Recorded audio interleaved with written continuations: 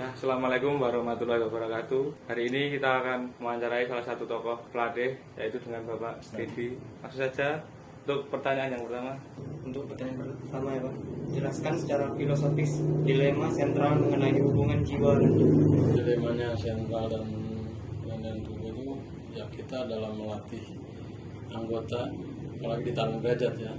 Saya sebagai pelatih tarung derajat banyak hal yang mungkin orang beranggapan terlalu keras akan dibela diri tarung derajat ini atau biasa disebut dengan boxer ini.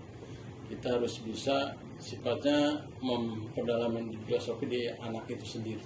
Apalagi sekarang dalam sistem melatih ke anak usia dini itu harus betul-betul dengan hati berlatih dan bermain. Itu yang harus kita perdalam di situ. Karena melatih anak-anak dewasa itu beda sekali. Kita yang harus menjiwai dengan anak, apalagi dengan usia-usia dini ini yang kita betul-betul menyatu dengan hati itu. Untuk selanjutnya, Pak, pertanyaan yang kedua, jelaskan mengapa Plato cenderung melihat tubuh sebagai penghalang atau penjara bagi jiwa dan bagaimana hal ini mempengaruhi proses pencarian pengetahuan. Kalau masalah tubuh tidak terpengaruh sebetulnya. Yang penting kita dalam melatih jiwa anak-anak itu sendiri, justru kalau di satu bela diri harus mempunyai tubuh yang ideal, yang bagus ya. Karena untuk performa di event kejuaraan itu kalau tubuhnya cengkring atau apa kan kurang, maka dengan harus dibentuk dengan kita berlatih game gitu kan, untuk metabolisme kekuatan lebih terjaga dan terpelihara. Pertanyaan yang ketiga Pak, jelaskan mengapa jiwa dan tubuh tidak dapat dipisahkan secara substansial dan apa implikasinya terhadap kematian.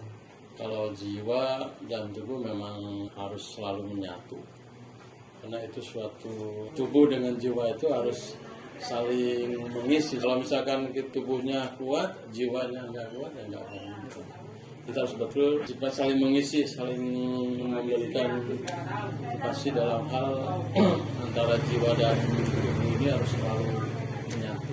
Pertanyaan yang keempat, Pak, jelaskan masalah utama yang ditimbulkan oleh masalah interaksi mind body problem dan bagaimana ia mencoba menyelesaikannya. Untuk itu juga kita harus tahu sifatnya kalau secara ini serat-serat tubuh itu jangan sampai kita juga benturan apa itu menjadi masalah. Kita juga harus mempunyai sebagai pelatih harus tahu untuk memperbaiki atau misalnya dengan benturan apa ya ini kepada terutama diri kita sendiri harus betul-betul menjaga, dan kita juga harus bisa mengobati atau misalkan dengan benturan, karena ya seorang bela diri pasti kena pukul, kena tendang. Nah, benturan itu kita harus betul-betul bisa mengobati dari dalam juga. Itu yang perlu diinginkan dengan berbagai macam berbagai macam dengan olah tubuh yang ini.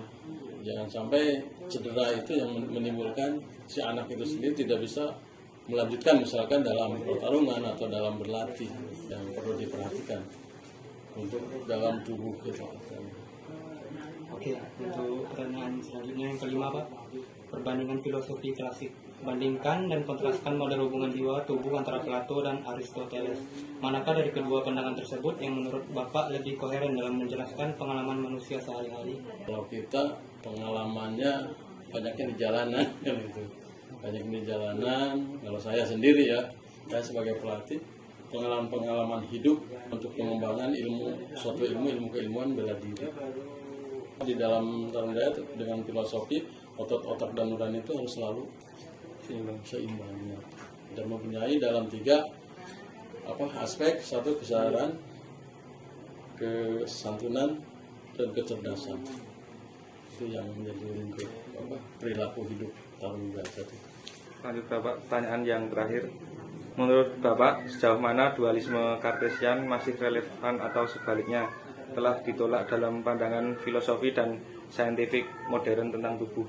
Kalau pandangan tentang filosofi tubuh, dualisme memang harus selalu tertata, dan ini dalam khususnya dalam pelatihan ini tentang organ tubuh ya.